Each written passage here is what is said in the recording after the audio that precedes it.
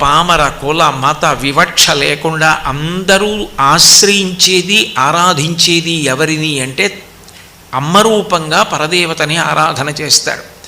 అసలు యథార్థం చెప్పాలంటే వేదం అంది మాతృదేవో భవ అంది. నువ్వు పరదేవతని ఎక్కడికో వెళ్ళి దర్శనం చేయక్కర్లేదు. అమ్మ పరదేవతతో సమానమైనది కాదు, అమ్మయే పరదేవత. మాతృదేవో భవ. అమ్మ కన్నా పరదేవత ఉండే అవకాశం లేదు. పరదేవతయే అమ్మ రూపంలో భూమి మీద తిరుగుతోంది. జగద్గురువులైనటువంటి శంకర భగవత్పాదులంతటి వారు మాతృకా పంచకం చేస్తూ అమ్మ రూపంలో పరదేవత ఉంది కాబట్టి ఈ సృష్టి నడుస్తోంది. బిడ్డ పుట్టగానే తండ్రి ఎన్ని కోట్లకు పడగలెత్తిన వాడైనా పోషించలేడు.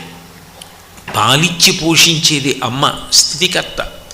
పిల్లవాడికి నిద్ర పట్టాలి అంటే అమ్మ స్పర్శ తగిలి అమ్మ జోకుడితే నిద్రపోతాడు.